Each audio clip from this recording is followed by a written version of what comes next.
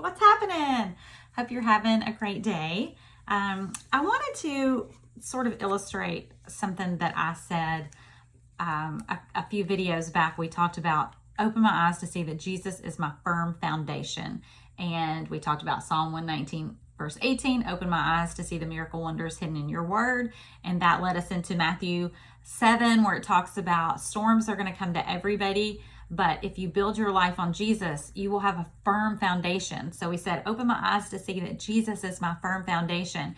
And part of that was verse 24. And he says, everyone who hears my teaching and applies it to his life can be compared to a wise man who built his house on an unshakable foundation. So we hear Jesus's teaching, but our house will stand if we do it. We hear the teaching and we apply it. Some versions say do it. Can't get much more simple than that. We hear what Jesus says and then we apply it.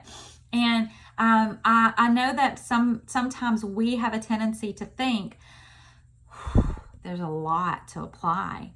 What if I don't get it all right? Well, first of all, that's why Jesus came. You're not perfect.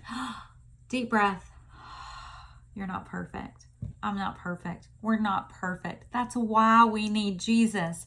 Let that just be the most amazing stress reliever you've ever had. You are not perfect. You were never expected to be perfect. The God who planned you and had purposes for your life never expected you to be perfect. That's why he sent Jesus. If someone else is expecting you to be perfect, they are wrong.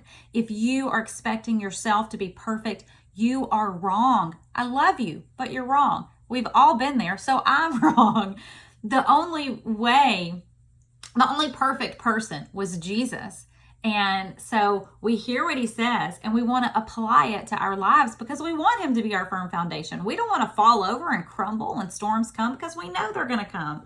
So I was walking on the beach and I was thinking about that, like God, what's a good way for me to remind my own self of, there are times that I miss it, but that doesn't mean that I'm not following you or hearing or applying your word. So when I misapply something or I fail to apply something, I still want to be close to you and still be on your firm foundation. God, show me how this works, because that's the difference between the person who set their life on the firm foundation and the person who set their life on the sandy foundation and it all crumbled. The difference was they applied what Jesus said. They didn't just hear it. They actually did it. So I was praying about it, and I feel like the Lord gave me this, just this sort of illustration, like, Raina, it's sort of like thread, and I didn't have actual thread here, so this is the closest that I could come. But it's like thread. Can you see that? It's like thread. I don't know if I'm gonna have a good way, maybe against my hair.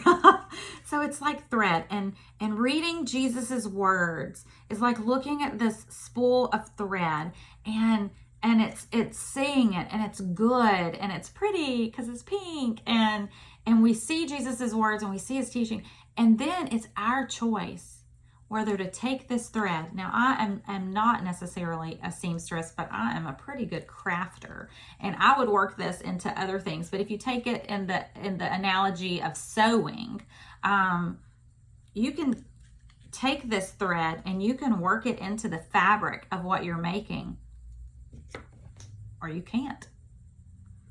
You see it, it's given to you, it's yours.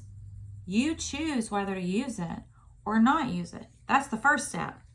And there's so much here that I'm not going to get it all at once. I'm not going to get all the thread into all of what I'm making at one time. It's a process of seeing it, receiving it, and working it in. And as I work this part in, I have more to work with. And as I work this part in, there's some more. It's not about unspooling the whole thing at once and getting panicky about it. It's taking what you hear from him on a day-to-day basis.